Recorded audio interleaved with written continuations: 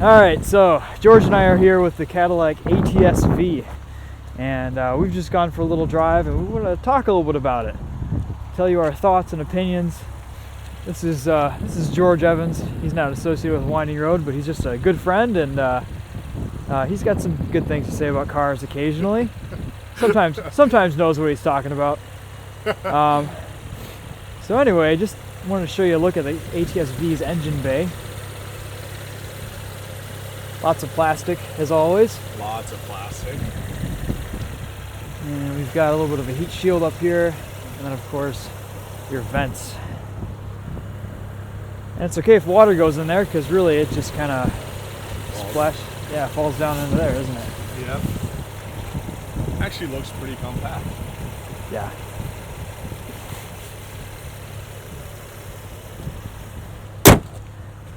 Yeah, this car looks fantastic too. It reminds me more of this previous gen 8 CTS-V than anything. Yeah, it looks nice and aggressive. Has a nice front lip spoiler on it. Uh-huh. The piece to direct air around the tires. Yep. It's kind of hard to see right now, but it's there. The Blizzak snow tires. That's right. The essential piece. These are warm right now. I wonder why. Yeah, we've been sitting here for a few minutes too. Cool, let's go for a drive. Alright, so the process to turn launch control on is, first you want to get it in track mode. And then you turn traction control off. You hit the button once, you hit the button twice, you have to be in first gear. And then just mat the throttle.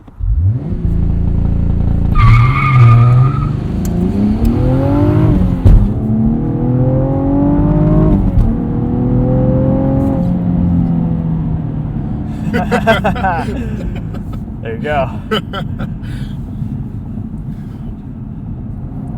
Pretty self-explanatory, really. Makes a good noise. Yeah, it does. Really good noise. Still, it's relatively quiet, even from the inside and the outside. Yeah, the turbos definitely muffle the sound quite a bit. Yeah, they do. It's true. Oh man, it's cold. It still feels like a V6. Yeah. Really quiet V6. This thing probably would sound a lot better with a V8 in it, but it still has it has dual exhaust, so in touring mode it does get a lot quieter, and then when you put it in sport and race it opens up a little bit, but still, I mean, you can kind of hear the valve open above 2,000 RPM, and it's progressive with how much you put your foot down, but still it's pretty quiet. One thing I'm still surprised with is how well this car rides. Yeah, it does ride really well. Even in track mode, it's comfy. Yeah. The magneto-rheological shocks doing their job. Did you say that the right way? I think so. I can't remember. GM says it the same way as everyone else, don't they? I think so. All right. I think they were the ones who developed them in the first place, so Yeah. I think everybody copied however GM decided to say it. Now ask me to say PDK and I can't do that. I think you have to know German to say it the right way. Yeah.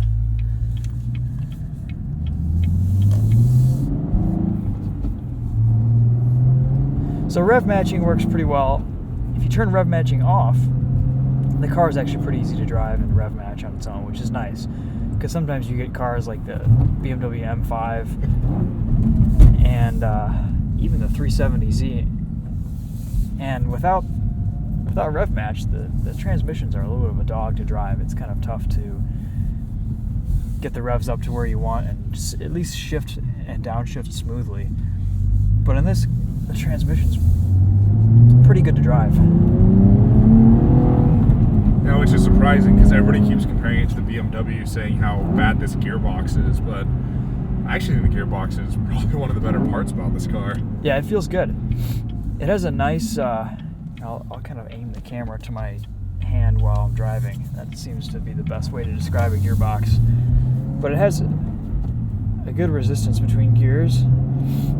I haven't missed a shift all week, and we've been driving it pretty hard. No, I mean, that's probably one of the nicest things about it is it actually feels like a manual transmission. Yeah. It's not just a manual transmission. It's a pretty decent manual transmission. Yeah, it doesn't feel like one of the new ones where you're shifting your own gears, but it doesn't feel like you're actually shifting. I'd say it's kind of a combination between the Camaro's transmission and like the BMW M3, which is a little bit rubberier. The new M3 has a really good manual still, but it's still got that little, BMW rubberiness to it. The one thing that BMW apparently can't do right. Yeah. Building a proper shifter.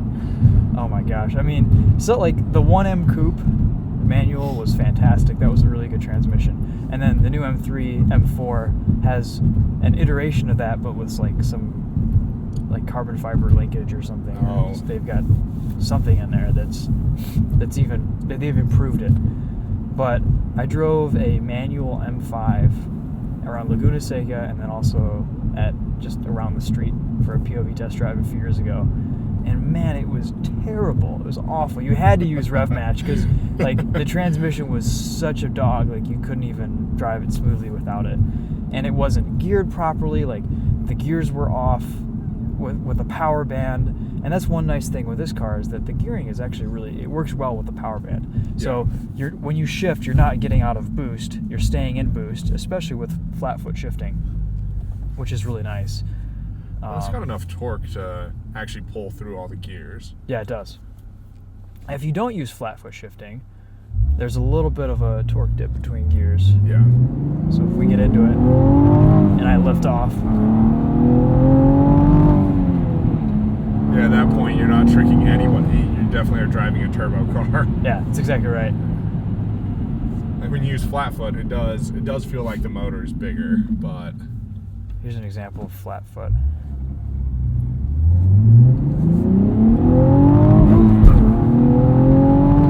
Yeah, it does a good job of staying in the boost.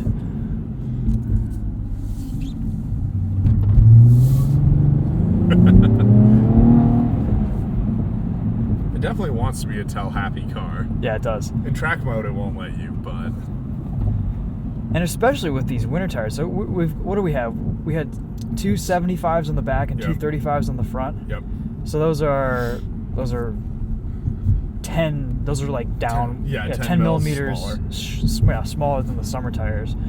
And the front tires, you'd think it would understeer more, and it does a little bit, but it's not too bad. It's still you can feel this car's inherent balance. It has a nice neutrality to it. Yeah.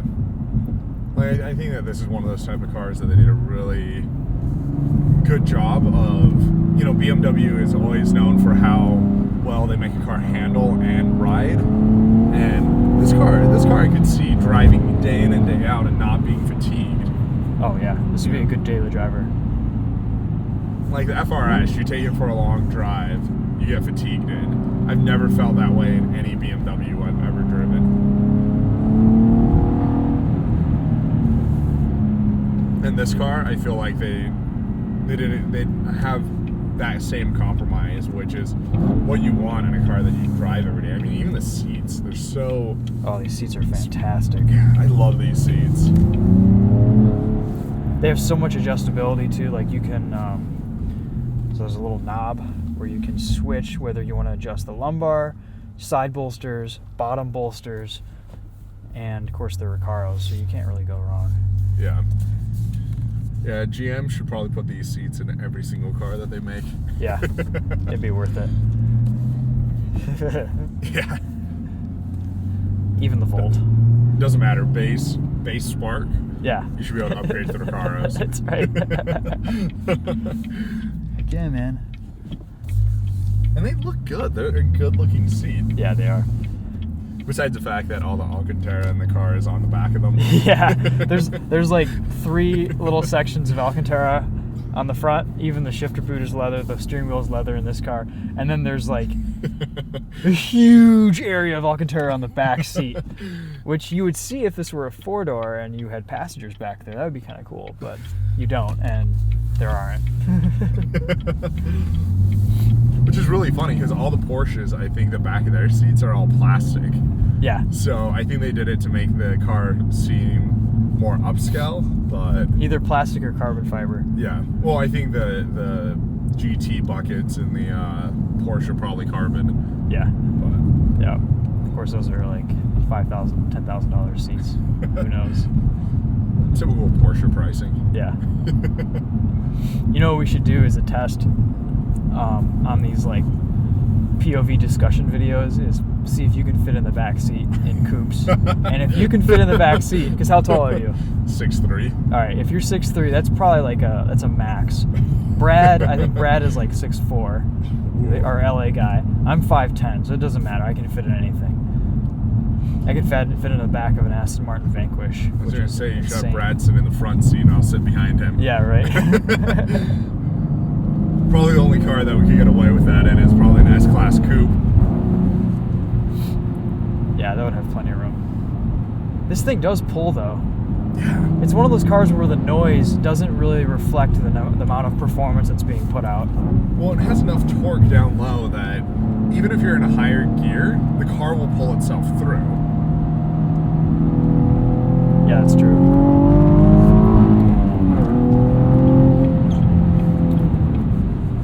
I think that turn right there is a good example of how the suspension, that's a pretty. It wasn't the bumpiest road in Michigan, but at the same time, it still wasn't very smooth. But the suspension just it soaks it right up so well. Yeah, we've got another one up here too, because we've got some traffic. We'll slow down here for a second. I do like the rev match. It's a cool feature. Actually, when I first hopped in this, that was the one thing I had to get used to the most. Yeah. Well, in some cars, when you rev match them, it feels like you have to relearn how to drive a manual transmission afterwards. Yeah. And in this, it doesn't feel that way.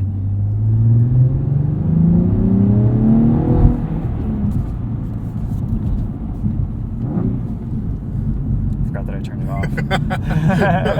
That's part of the problem with it, right? Yeah. The car is completely settled during that whole entire time. That to me is just incredible. Yeah, these magnetic shocks really, they do some pretty, they do some things that are kind of defying normal suspension, what you would think would be possible with a sporty suspension. Yeah. It's amazing. But if you know about the technology and what it does, it makes sense. Yeah. Well, I think that's one of the most amazing things that the dampers can change every 100,000th of a second. Yeah. 1,000 times per second. That's pretty good. The other nice thing about this car that I love over the Camaro is just the fact that you can actually see out of it. Yeah, that's a really good point. Because this is basically just a nicer, refined Camaro with a twin turbo V6. Which it also looks better on the outside too, arguably. Yeah, I think it looks a little bit better.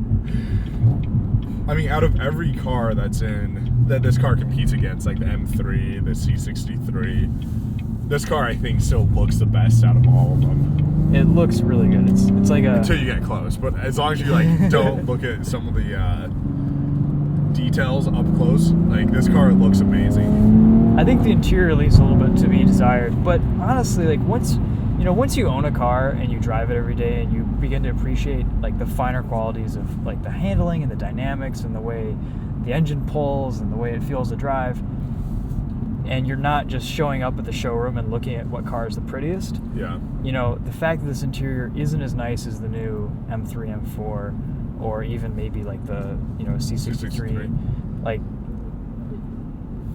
I don't know. It wouldn't bother me. In most situations, I would agree with you. Besides this center console right here. Yeah, that's right. If this was actually real, then I would agree with you. I'm gonna pull over so that we can talk about this. All right. Watch this. So it's right now, it's 35 degrees outside. All week it's been about 20. And if I want to like go to the home with gloves on, these aren't special gloves, they're just warm gloves, which are essential. I have to like press a few times. Oh, I guess I'm already in home, but that was a dumb test. Here, turn on like the radio. No, don't turn on the radio. Copyright music. Oh. So all right, so we're in navigation. Let's say I want to go home. It's working. You just have to push really hard. So if you're driving and it's bumpy and you go to like get the home, you know, it's working now because I'm talking about it and we're filming and it's Murphy's Law. But under normal circumstances, I'll have to like press it a few times, which is kind of annoying. And maybe also when it's cold, it doesn't work as well. I don't know.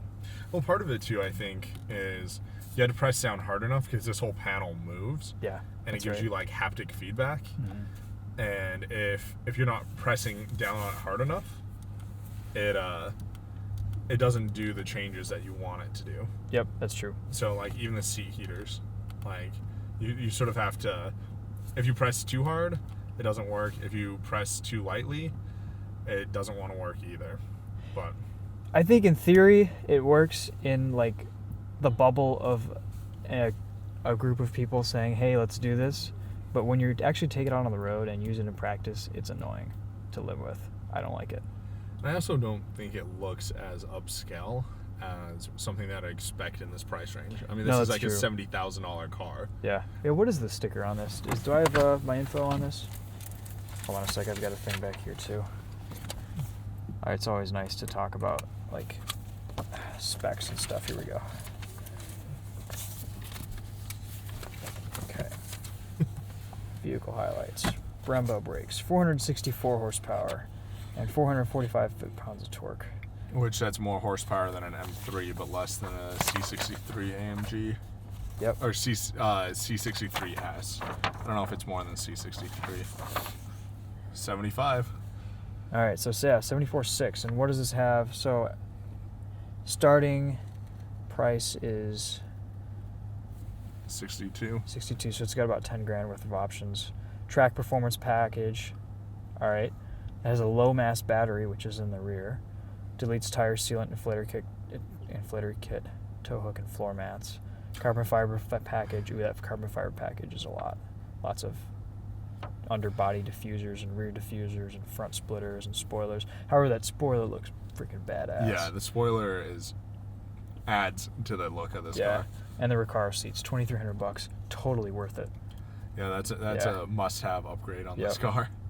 Yeah, so I guess this car Same is... thing with the red, Brembos. Yeah, you it's can't have spec'd out Brembos that aren't decently. red. No, it's true. Oh yeah, that's $595. Ooh, all right. Well, I guess this car is spec'd out pretty decently because if you had something like this, you'd probably want to go for the carbon fiber and performance package. I know I would. It looks really good. All right. Cool. Yeah, it's a pretty nicely trimmed car, and I think most people who are buying a car like this, depending on, even if it's not a Cadillac, if they went with a BMW or a Mercedes, they'd still trim it out the same way. I think that's what you sort of have to do. The nice thing about this car too is it has a PDR. Oh yeah, that's right. Well, I haven't used that. Let's do it. I think we've got about an hour, 194 minutes of recording time on that. Oh wait, let's Start recording.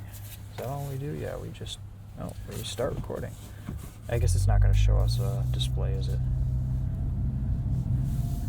I'll probably just link that into this video.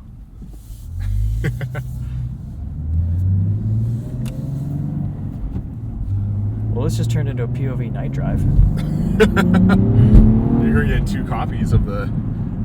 You're going to get the actual drive from the PDR. Yeah. And you're going to get your actual point of view. That's right. I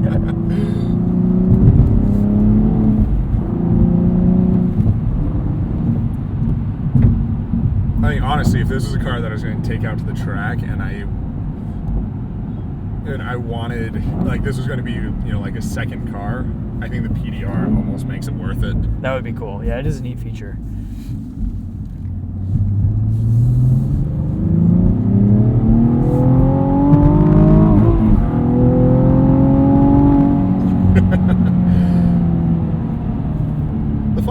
this car too is, in it actually doesn't feel like you're going. You know that you're moving fast. It doesn't feel like you're going super fast until you actually look down how fast you're going. Yeah, and you say, oh, that's a ridiculous number. Yeah. We gotta do one more. 35 miles per hour. Yeah, that's right. As the revs keep climbing.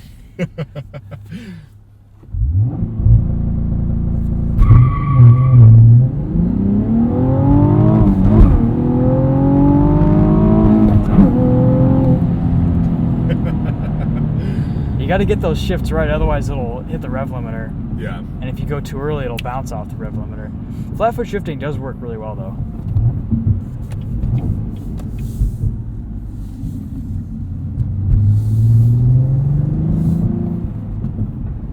All right. Well, is there anything else we haven't talked about? We've talked about just about everything, really. Yeah. I mean, let's see. The interior could definitely. It's not bad. It's not a bad place as long as you don't compare it to maybe the Germans. Yeah, and this is an old. I mean, this car's been around for a little bit too. Yeah, the exterior is beautiful.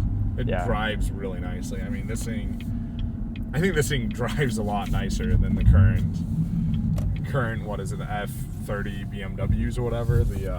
You've driven an M3. I haven't, but yeah, new M3 is good, but man, they're pricey. They're a little bit more expensive. Yeah. Let's say that.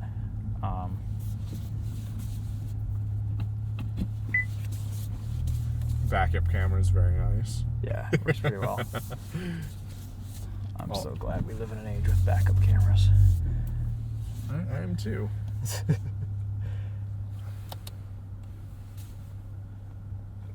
You have.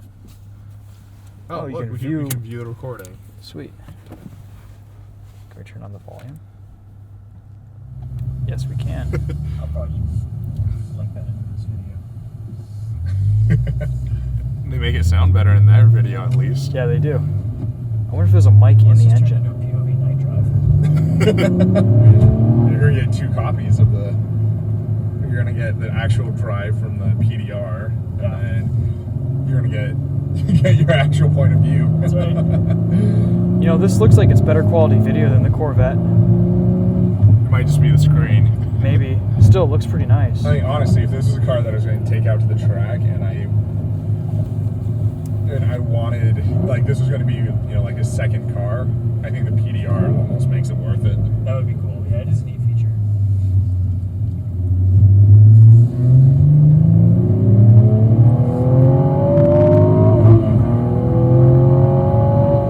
I do think it's funny because the sound coming from the actual engine doesn't sound that good, but it sounds good better in that video. It doesn't feel like you're going. You know that you're moving fast. You know, it's got to be an interior mic. It's got to be like the Bluetooth mic or something that they're recording audio from, because they're getting good audio of us. Yeah. 35 miles per hour. Yeah, that's right. As the revs keep climbing.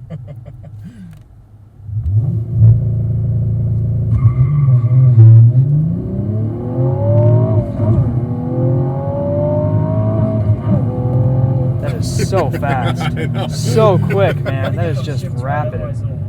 Yeah, 3.8 seconds to 60.